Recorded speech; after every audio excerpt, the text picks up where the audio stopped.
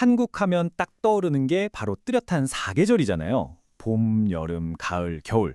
우리가 매년 당연하게 느끼는 이 계절들이 사실은 아주 특별한 손님들 덕분에 만들어진다는 거 혹시 알고 계셨나요? 그 손님의 정체가 뭐냐면요. 바로 거대한 공기 덩어리 기단입니다. 자, 오늘 이 시간에는 1년 내내 우리나라를 찾아오는 이 보이지 않는 거대 손님들의 정체를 한번 샅샅이 파헤쳐 보겠습니다. 그럼 이 질문으로 한번 시작해보죠. 도대체 어떤 보이지 않는 힘이 우리한테 이렇게 다채로운 사계절을 선물하는 걸까요? 그 비밀을 푸는 열쇠가 바로 오늘 이야기할 기단에 숨어 있습니다. 자, 그럼 기단이 뭔지부터 확실히 알아야겠죠? 말 그대로 공기 집단이에요. 근데 그 스케일이 어마어마합니다. 작게는 수백, 크게는 수천 킬로미터에 걸쳐서 온도랑 습도가 거의 똑같은 성질을 가진 정말 거대한 공기 덩어리라고 생각하시면 됩니다. 이런 거대한 공기덩어리는 아무 데서나 막 생기는 게 아니에요. 아주 넓고 오랫동안 성질이 변하지 않는 안정적인 장소가 필요하거든요. 예를 들면 끝없이 눈과 얼음이 펼쳐진 시베리아라던가 아니면 태평양 같은 거대한 바다 또는 넓은 사막 같은 곳이죠. 공기가 이런 곳에 오랫동안 머물면서 그 지역의 성격을 그대로 물려받는 거예요. 차가운 땅에 있었으면 차가워지고 바다 위에 있었으면 습해지는 식으로요.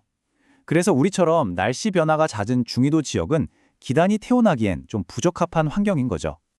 그럼 이제 본격적으로 첫 번째 손님을 만나볼까요? 바로 한국의 겨울을 완벽하게 지배하는 강력하고 차가운 손님, 시베리아의 거인입니다. 이게 바로 시베리아 기단의 프로필입니다. 이름처럼 시베리아 대륙에서 태어났고요. 과학적으로는 CPK, 그러니까 대륙성 한대 기단이라고 불러요.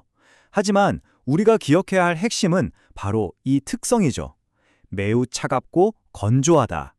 이 두 단어가 우리나라 겨울의 모든 걸 설명해 준다고 해도 과언이 아닙니다. 이 시베리아 기단이 한반도를 딱 덮으면 어떤 일이 벌어질까요? 바로 우리가 겪는 그 겨울 날씨죠. 뼈를 애는 듯한 한파가 몰아치고 매서운 북서풍이 불어오잖아요. 근데 여기서 진짜 재밌는 점이 있어요. 이 바짝 마른 공기가 우리나라로 오면서 따뜻한 서해바다를 건너오거든요. 그러면서 수증기를 엄청나게 빨아들입니다. 그 결과가 바로 서해안과 울릉도에 쏟아지는 그 엄청난 폭설인 거죠.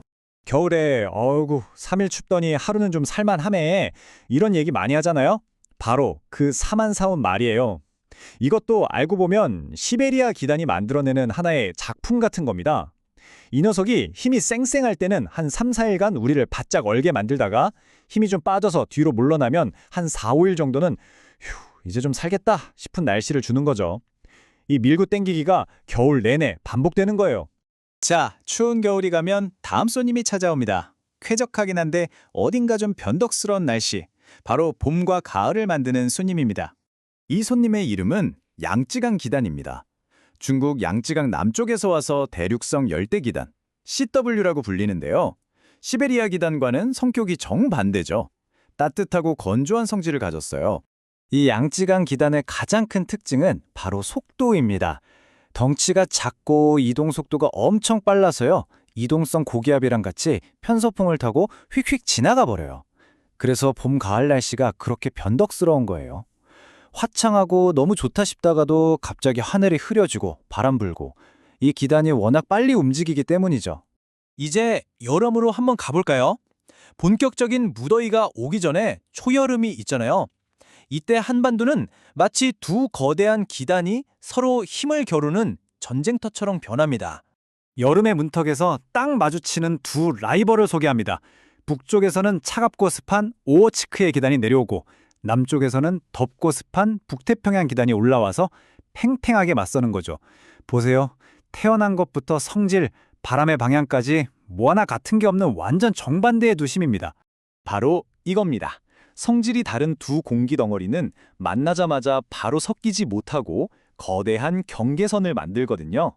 이 경계선이 한 곳에 오랫동안 머무르기 때문에 정체전선이라고 부르는데 이게 바로 우리가 매년 겪는 장마전선의 정체인 겁니다.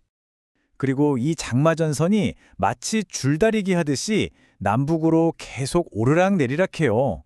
북쪽의 차가운 오호츠크해 기단의 힘이 더 세져서 전선을 남쪽으로 쭉 밀어내리면 날씨가 좀 선선해지면서 이슬비가 내리고요. 반대로 남쪽에 덥고 습한 북태평양 기단이 힘을 내서 전선을 북쪽으로 확 밀어 올리면 바로 그때 하늘에 구멍이라도 뚫린 것처럼 엄청난 폭우가 쏟아지는 겁니다. 그 길고 지루했던 장마라는 전쟁이 끝나면 마침내 한 기단이 승리를 거두고 한반도 전체를 자신의 영향권 아래 두게 됩니다. 이 전쟁의 최종 승자는 바로 북태평양 기단입니다. 오가사와라 기단이라는 별명도 있죠. 이 기단의 특징은 딱 두 단어로 끝낼 수 있어요. 고온 그리고 다습. 맞습니다. 덥고 아주 습한 공기 덩어리죠. 이 북태평양 기단이 한반도를 담요처럼 완전히 뒤덮으면 우리가 아는 바로 그 한여름이 시작되는 겁니다. 푹푹 찌는 무더위, 숨이 턱턱 막히는 습도, 그리고 남쪽에서 불어오는 후텁지근한 바람. 이게 다 이 기단 때문이죠. 대기가 워낙 불안정해서 뭉게구름이나 소나기를 뿌리는 정난운도 잘 만들어지고 특히 산 같은 데서는 갑자기 천둥번개를 동반한 소나기를 만나기도 하는 거고요. 자, 그럼 한번 정리해 볼까요? 결국 한국의 사계절은 개성에 아주 뚜렷한 네 종류의 손님이 펼치는 한편의 드라마였던 셈입니다. 겨울에는 시베리아의 차갑고 건조한 거인이, 봄, 가을에는 양쯔강에서 온 변덕스러운 나그네가, 초여름에는 두 기단이 팽팽한 힘겨루기를, 그리고 마침내 한여름이 되면 북태평양의 덥고 습한 지배자가 무대를 완전히 장악하는 거죠. 오늘 이렇게 한반도를 찾아오는 날씨 손님들을 쭉 만나봤는데요. 이제 여러분이 가장 좋아하는 계절이 사실은 어떤 성격을 가진 공기 덩어리가 만들어내는 작품인지 조금은 감이 오시죠? 여러분이 사랑하는 그 계절은 과연 어떤 손님이 데려오는 선물일까요? 한 번쯤 생각해 보시면 내일의 날씨가 조금은 더 흥미롭게 느껴질지도 모릅니다. 여러분, 구독과 좋아요는 사랑인 거 아시죠?